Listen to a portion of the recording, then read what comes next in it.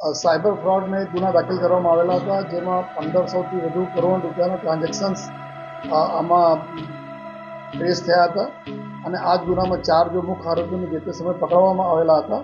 અને પછી જો આમાં જો બેંકના એકાઉન્ટના મિસયુઝ થતા હતા અને બેંકના એમ્પ્લોઈઝ જો એકાઉન્ટ ખોલતા હતા આ લોકો ગુનેગારોના મદદમાં, તો આમાં 8 જેટલા આરબીએલ બેંકના કર્મચારીઓની બી ધરપકડ કરવામાં આવી હતી. જે આ જ તપાસ દરમિયાન અમારા લોકોના રડારમાં 55 જેટલા એવા એકાઉન્ટ હોલ્ડરો હતા જેના એકાઉન્ટનો ઉપયોગ આમાં કરવામાં આવ્યા હતા. એના જે અમે તપાસ કરતા હતા દરમિયાન સમય થતા હતા 1.5 લાખ પેજના ચાર્જશીટ પર આ 4 આરોપી જે પહેલે પકડાયા તેને કરવામાં આવી હતી.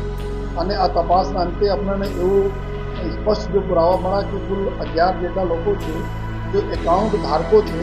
આ એકાઉન્ટ આ લોકો 50,000 રૂપિયાથી લઈને 2 લાખ રૂપિયા તકના ભાડે ઉપર જે આ ચીટરોને આપે છે, જેના એકાઉન્ટમાં આ બધા ચીટિંગના લોકોના પૈસા ત્યાં જાય છે અને પછી આ પૈસા બીજા જો એકાઉન્ટ નીકળે છે. તો આ હિસાબે 11 જેટલા એકાઉન્ટ હોલ્ડરોનો ગઈકાલે ઉધના પોલીસ તરફથી ધરપકડ કરવામાં આવી છે. અત્યાર સુધી આ ગુનામાં 25 જેટલા આરોપી ધરપકડ કરવામાં આવી છે.